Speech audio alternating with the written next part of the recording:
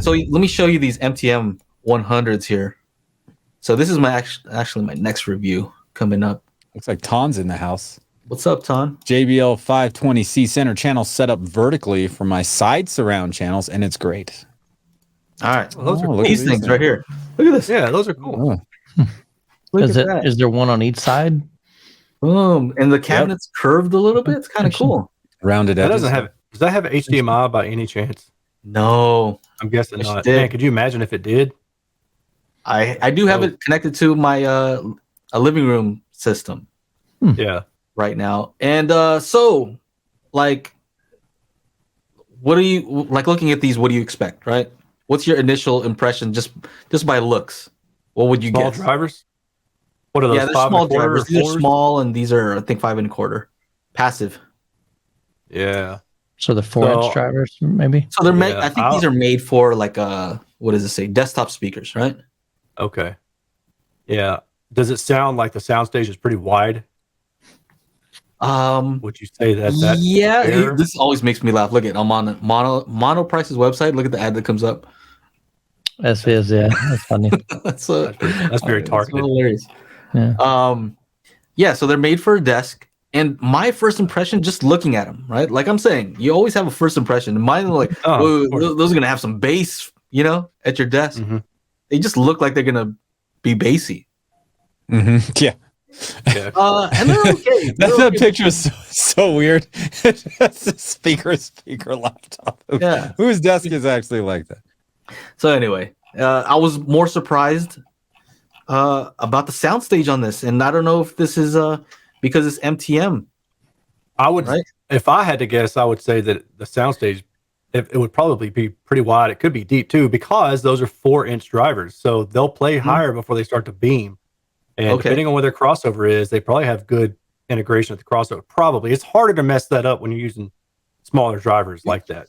So my impression was more that I was amazed at like the center image. Like, sometimes you get the center image like, dang, like that's solid right there. You know what I mean? Like that sounds crazy. Mm-hmm. And that's what it did. And I'm like, I wasn't expecting that. I was looking for bass, but it surprised me with that aspect of it. And I wasn't sure if it was because the MTM design, I don't, the treble's a little bit up, and I'm like, maybe it's that. I didn't know what it was. That was could be. It could be because of the MTM, because it's narrowing the radiation pattern. So if those are 4-inch drivers and then it's a 1-inch dome, let's just say it's a 1-inch dome tweeter. So if that's 4, let's just add 2. So I'm going to say, I don't know, what's 4 and 4? Let me back up here. So if I say that's a 4-inch mid-range, and I'm going from the top mid to the bottom mid, center to center. Mm-hmm. So that's going to be 2 inches to the dome tweeter. Let's say the dome tweeter distance is another 2 inches, another 2 inches. So that's about 6 inches. Mm-hmm. So if I just ballpark that at 6 inches, and you try to do the math real fast. Okay. So speed of sound, 13. 2. Let's just say ballpark. Oh yeah, it's starting to beam at 1,000 hertz, right? So that means that that radiation pattern is getting tighter and tighter and tighter and tighter at even as low as 1,000 hertz. So that could explain why the image may sound more stable. It could. I'm not saying that's why, but that could be one potential reason for it. All right. Right. But I would expect maybe the soundstage might sound wide because it's again using smaller drivers. The radiation pattern won't narrow on a 4-inch until let's see what the math tells me. Closer around like maybe 1,500 to 2 kilohertz or so, right? So that tweeter should have no problem mating to that. Here's another question: these passive radiators, right, are controlled by the drivers here, right? So they move in accordance with those front drivers, right? Is there anything happening there because they're on both sides? Yeah. How does that affect the pattern? Because they're firing this way. How does that affect things? I don't expect it to be what is the ones that you reviewed? You're talking about cardioid, I think, right? Yeah, it doesn't do anything. It cancels out the side and the back sound. I know this shouldn't do it. If it does, it's by mistake. Somebody did it wrong.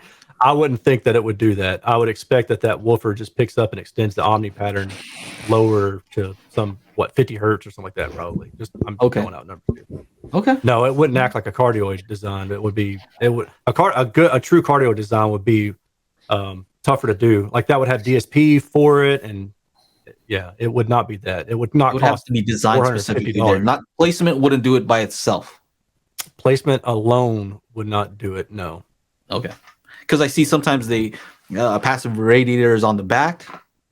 Mm-hmm. So that it doesn't. Would it matter where they place it, or Not it doesn't really. matter at all? I mean, so it could if you're talking about like where the integration frequency is, like crossover frequency.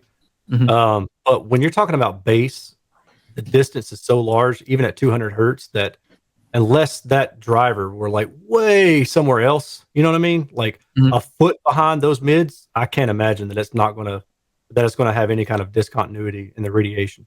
In other words, it should act as like a monopole source, a single source, unless they are very far separated.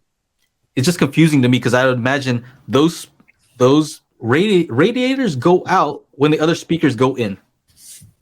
Right. Yeah. It is weird. Right.